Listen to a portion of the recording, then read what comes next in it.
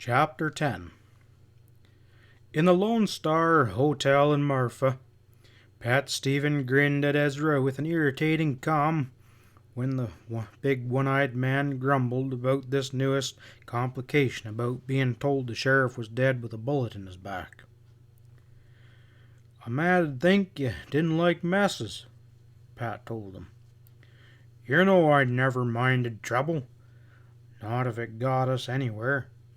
Ezra panted loudly, tugging on his boot. "But I don't hanker after this being cooped up on the top floor of a hotel, helping getting a murderer getting away just for the plumb hell of her." A heavy voice shouted up the stairwell from below.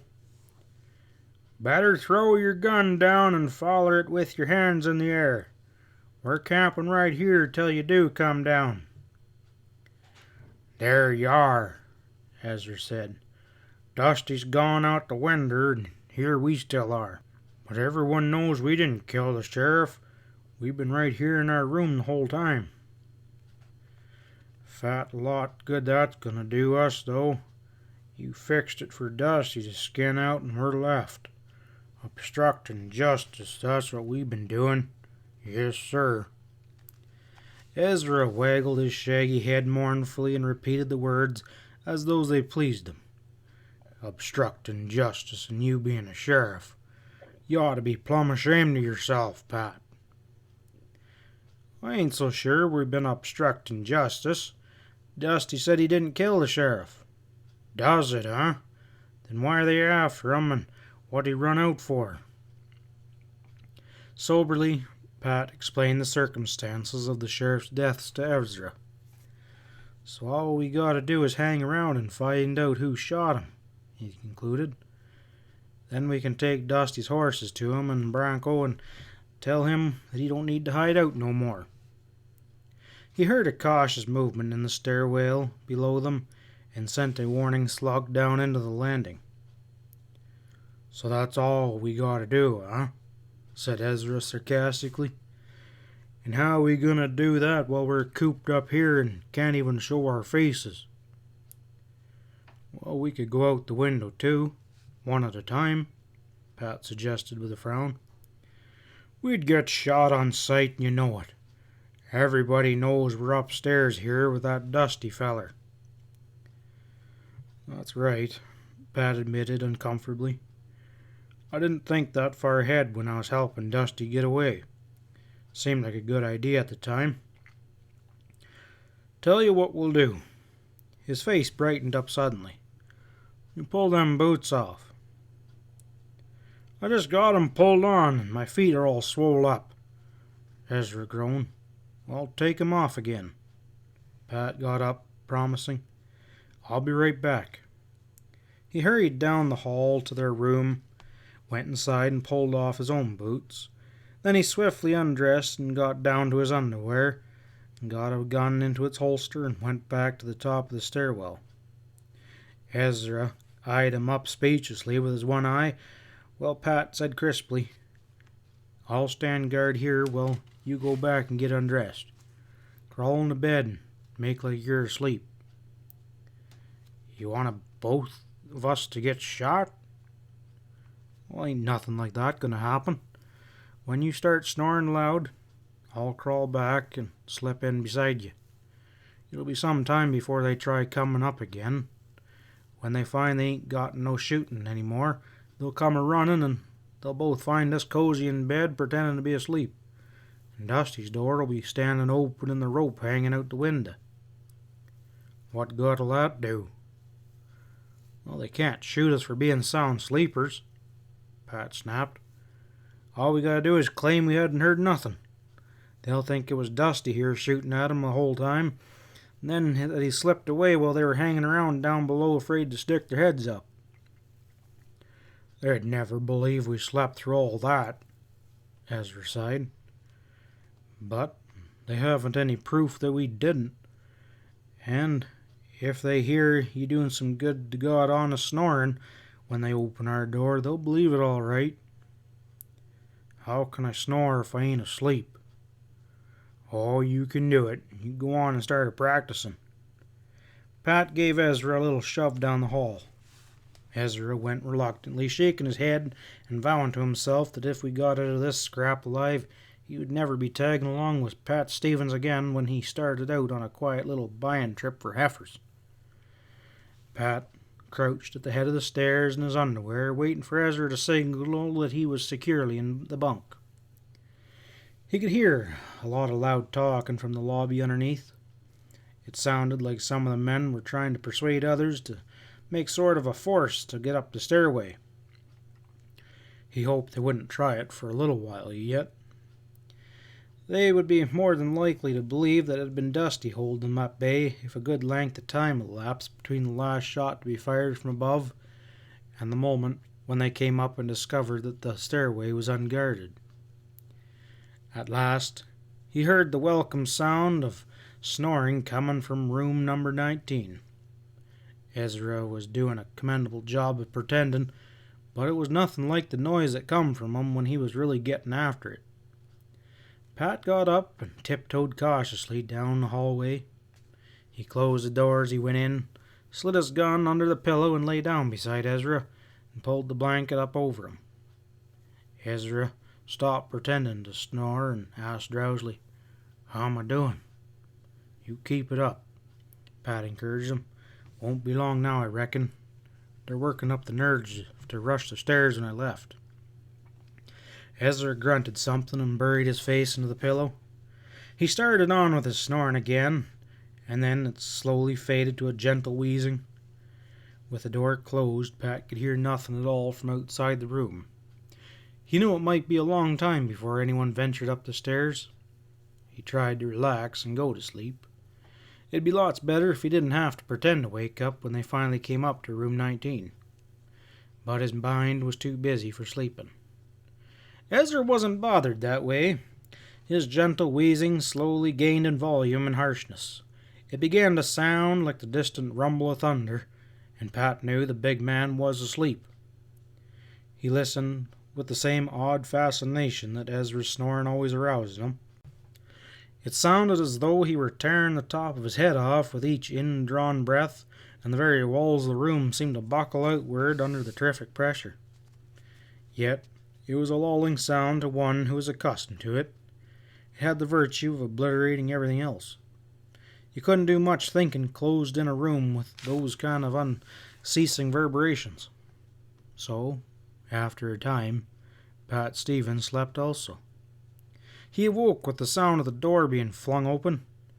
He sat upright with his gun out from under the pillow, blinking stupidly at men crowding into the room. Ezra grunted and stopped snoring. He made a little bumbling noise with his lips as he continued to breathe heavily. "All right, you fellers," the man in the lead said authoritatively. "Quit your possin' 'em and come out of that bed." Pat drew his legs up under him and kept the muzzle of his gun pointed forward. "What's the hell all this about? What do you mean coming in here and waking us up?" Ezra surged from his one side of the bed and glaring angrily with his eye.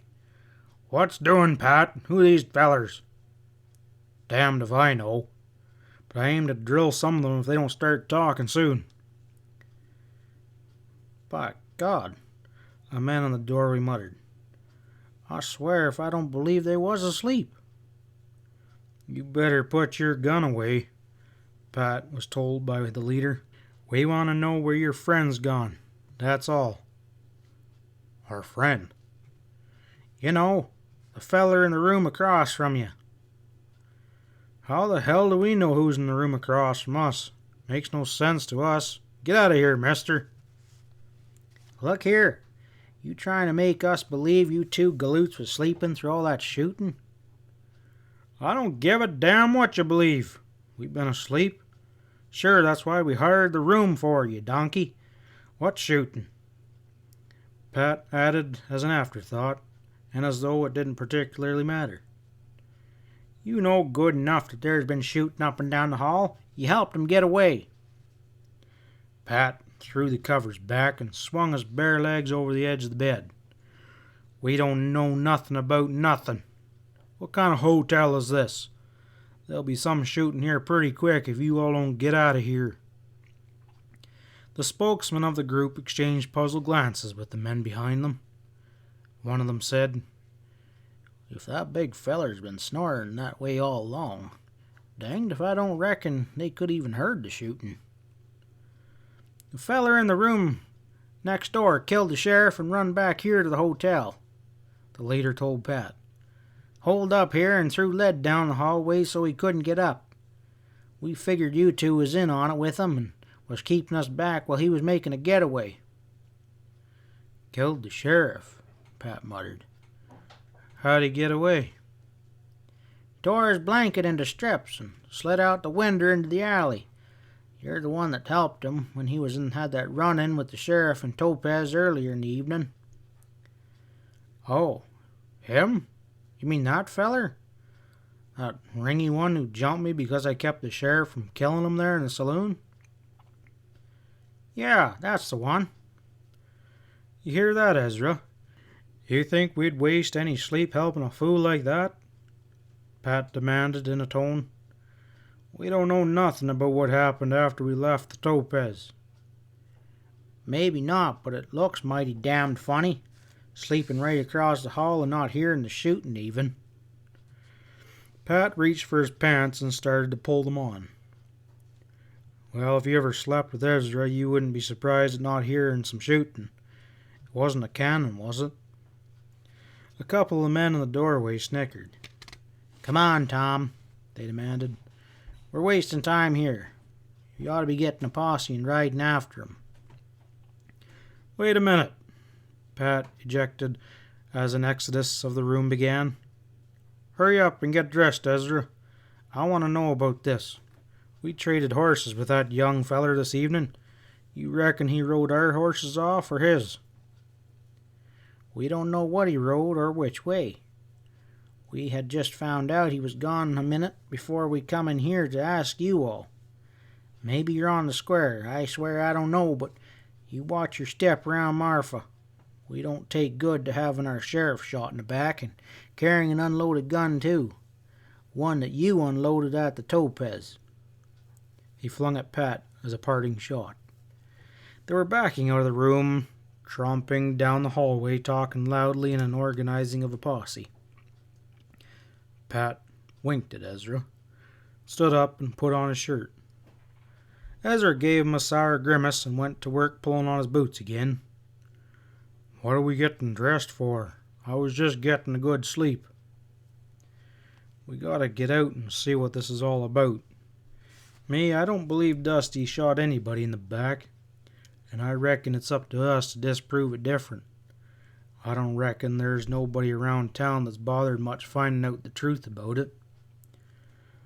"Can't see how it's any bother of ours." Ezra stood up, stomping his boots on. "Come on," Pat said and led the way to the door. Some men were still hanging around the upper part of the hallway outside. They glanced at the Powder Valley pair curiously, but said nothing to them. There were more men lingering in the lobby downstairs. Pat and Ezra stalked past them and out into the boardwalk. 2 of the 3 saloons were still lit up and doing some rush business while the men excitingly discussed the details of the crime. The Topaz was one of those. Pat led the way across to the Topaz. The fat bartender with a wart on the end of his nose came to take their order. Recognizing Pat, he nodded significantly and said, "What'd I tell you, mister? I ought to run that girl Rose out of town." "Fill up a couple drinks," Pat said. He leaned his elbow onto the bar. "How long did Dusty hang around here after we went out?" "Dusty? Who's he?"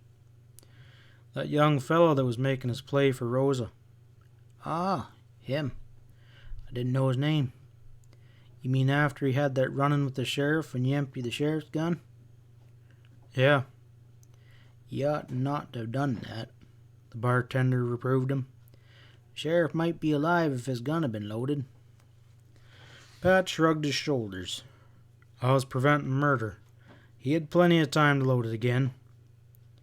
"Yeah, but he was with Rosa in her room." The bartender winked lewdly. "He had other things to think about than loading his gun again.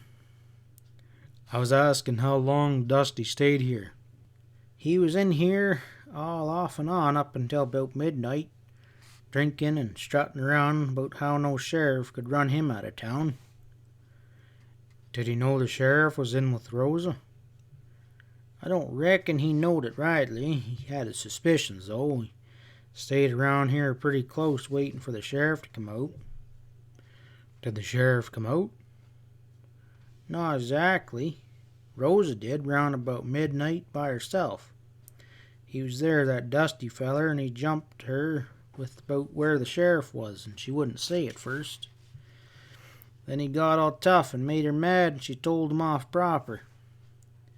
The bartender chuckled. She told him that she had been with the sheriff, and he just left out the back way to go home. And he rushed out with his face black as death and his eyes blazing as he ran around the alley to kill them. The bartender paused to catch his breath. I'll be back with you in a minute. He hurried down the bar to fill some other empty glasses.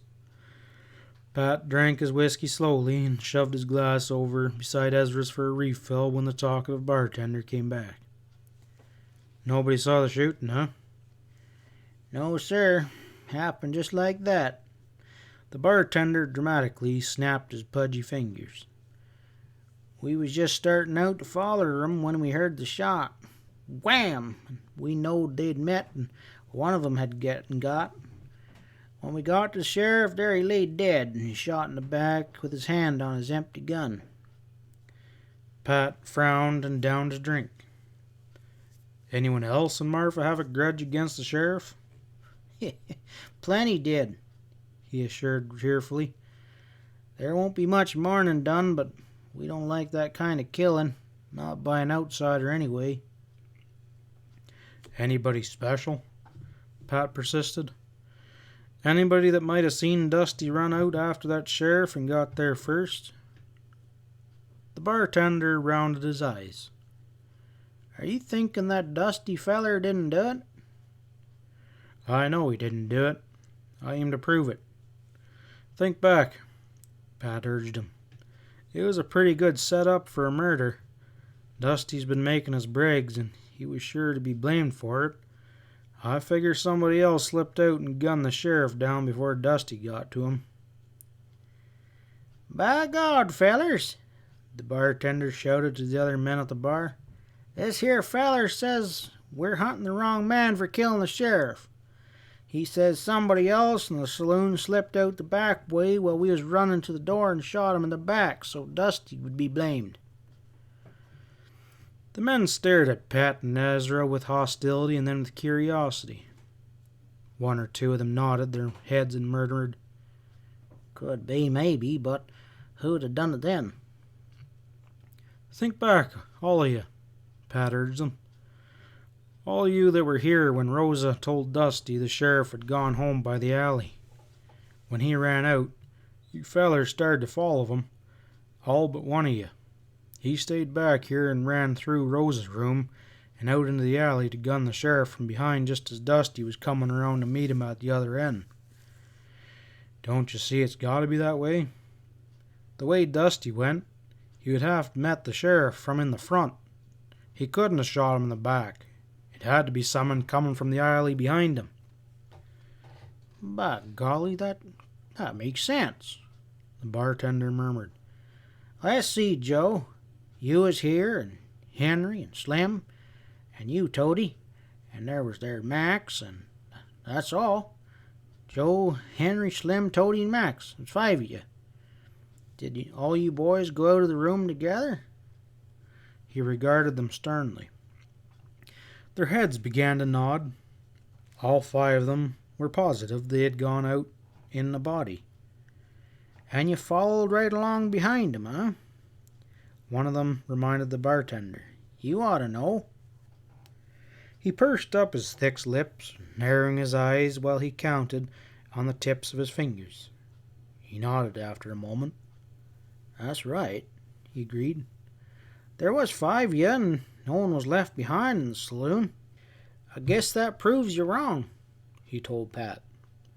The Powder Valley sheriff shook his head. His gaze was fixed on the curtains concealing the entrance to Rose's room at the rear. One of the curtains shook, though the other hung strangely still. "You're forgetting one person," he said loudly. "There was Rosa, too. She was getting tired of being the sheriff's girl. You all know that. She saw a good chance to get rid of him, and..." He ducked behind the bar, and a bullet sang out past him and slammed into the wall. Pat fired through the end of the bar with his left-hand gun at the same instant. The curtains to Rosa's room shuddered and bulged outward. The pointed tip of a tiny shoe showed under the bulging curtain. Pat stood up and holstered his gun. "First time I ever had to shoot a woman," he said angrily. "But she would have killed somebody else if I hadn't got her.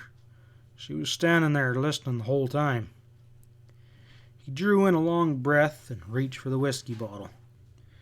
"After I put down a big one, I'll take Ezra out there in the alley and get him to show you fellers her tracks where she ran out after the sheriff.